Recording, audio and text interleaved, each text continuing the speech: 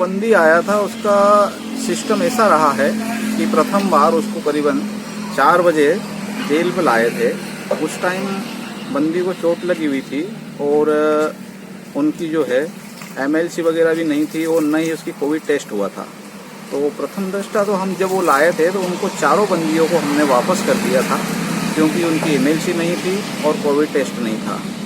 तो police guard के हंसते ही वापस भेज दिया था और ये बोला था कि इनका उचित उपचार कराया जाए ताकि उनको जेल दाखिल किया जाएगा। तो पुलिस वाले चारों बंदियों को लेके वापस हॉस्पिटल चले गए। हॉस्पिटल से करीबन 6 बजे के लगभग पुनः वो आते हैं। तो जब आते हैं उस टाइम कोविड टेस्ट होता है, लेकिन MLC जो बंदी को चोट लगी थी उनकी MLC नहीं रहती है, जिसके कारण 2 बंदियों को हम जेल दाखिल करते हैं और 2 बंदियों को जिनको चोट लगी थी उन्हें उपचार और MLC के लिए पुनः भेज देते हैं ताकि उनको उचित उपचार मिल सके। और 2 बंदियों को जेल दाखिल करने के बाद पुनः 2 बंदियों को उपचार के लिए पुलिस की कस्टडी में पुनः अस्पताल के लिए भेज दिया। और भेजने के बाद में फिर करीबन 8 बजे फिर वो 7:45 के लगभग आए और उनकी MLC थी और उनके ड्रेसिंग करी हुई थी मात्र। तो एक तो न्यायालय का आदेश था, दूसरा MLC थी, तो उन दोनों बंदियों को हमें लेना पड़ा। इसमें मेरा सबसे बड़ा मत है कि यदि बंदी जो एक्सपायर हुआ है उसके संबंध में प्रथम बार जब वो आया था और हमने उसको जब रिपीट किया था कि इसका उपचार कराया जाए, उसी टाइम यदि डॉक्टर उसको दाखिल कर लेते और उसका उपचार करते तो शायद ये जो गतिविधि हुई है, ये जो घटना घटी शायद नहीं होती। इसमें मेरे साथ जो मेरे को जो निलंबित किया है, मुझे इस चीज़ का खेद इसलिए हो रहा है कि जेल प्रशासन तो किसी भी स्तर पर इसमें दोषी नहीं है, क्योंकि हमने तो पूरा वो कार्य किया जो हमें करना चाहिए था। प्रथम बार में उसको रिटर्न किया ताकि उसको उचित उपचार मिल सके और द्वितीय बार भी ये किया कि अगर फर्स्ट बार नहीं किया तो सेकंड बार पुनः उसको वापस रिटर्न करा कि उसको उचित उपचार मिल सके।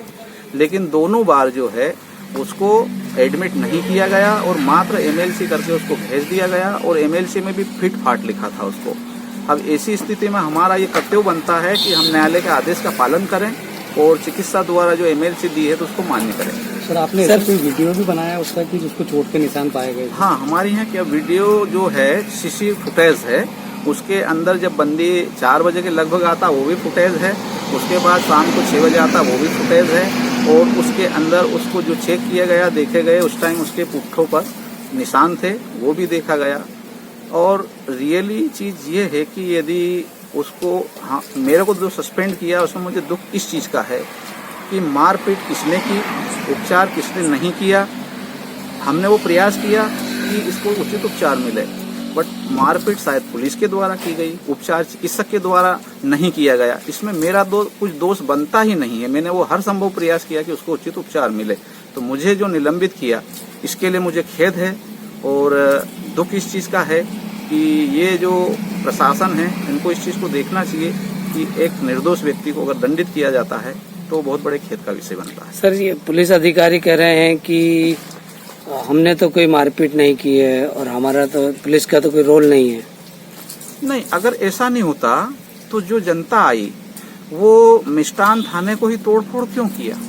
अच्छा, दूसरा सेकंड ये कि हमारे पास तो ऑलरेडी उनके फुटेज है, जिनको चोट लगी हुई थी, निशान है, निशान जो लगे हैं वो फुटेज स्पष्ट दिखाई दे रहा है CC कैमरे के अंदर। डॉक्टरों का भी कहना है कि उस पर कोई चोट के निशान नहीं थे, तो नहीं, इसको मोड़ दिया गया है। ऐसा नहीं है, जब PM हुआ है तो PM के टाइम तो वो स्पष्ट क्लियर दिखाई दे रहा है कि उनके दोनों पुट्ठों पर भयंकर अच्छी चोट थी और इतनी ज्यादा चोट थी उसको कि मतलब देख नहीं पाते। हमें तो खुद को ऐसा महसूस हो रहा था कि इतना गंदा मारा कैसे होगा।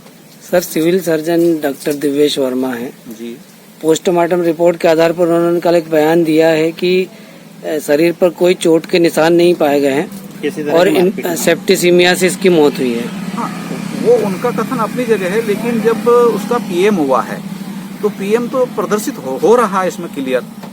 PM के समय की रिपोर्ट देखिएगा तो उसमें स्पष्ट पता चल जाएगा कि उसको चोट लगी या नहीं, और उसके बाद भी यदि उसको चोट प्रदर्शित नहीं होती है तो हम CC कैमरे की फुटेज बताएंगे कि उसको चोट लगी। मतलब सर, आपके निलंबन में कहीं ना कहीं राज्य सरकार ने अन्याय किया है। हाँ, अब ये ही मान लीजिएगा, क्योंकि मेरा कहीं से कहीं तक दोष नहीं है। अब उन्होंने क्यों किया है उनको सोचना चाहिए, विचार करना चाहिए, और यदि मतलब मैं अगर निर्दोष हूँ तो मेरे को इस प्रकरण को विलोपित कर तत्काल बहाल करना चाहिए। सर, इस मामले में आपने आपके वरिष्ठ जो अधिकारी हैं उनसे कोई चर्चा की है, क्या उन्हें अवगत करा है कि इस तरह की चीज से? हाँ, वरिष्ठ अधिकारियों को भी इस संबंध में पूर्णतः चीज से हमने दूरभाष पे भी है, लिखित में भी अवगत कराया है, लेकिन ये स्थिति मुख्यालय से भी कैसे बनी ये मुझे भी समझ से परे है। क्या चाहते सर आप? अब तो मैं चाहता हूँ कि मेरी कोई गलती नहीं है और इस प्रकरण को बिल्कुल विलोपित किया जाए, मेरे विरुद्ध लगाया गया है और मुझे निर्दोष कर बहाल किया जाए। क्या नाम लिखते सर? जीएल ओसारी, जेल अधीक्षक, वर्तमान जिला जेल खरगोन। एमपी की नब्ज, एमपी का हाल, मध्य प्रदेश की हर खबर एमपी न्यूज टीवी के साथ। लगातार खबरों के लिए सब्सक्राइब करें हमारा YouTube channel MP news TV. Latest updates के लिए बेल आइकन दबाना जरा भी न भूलें।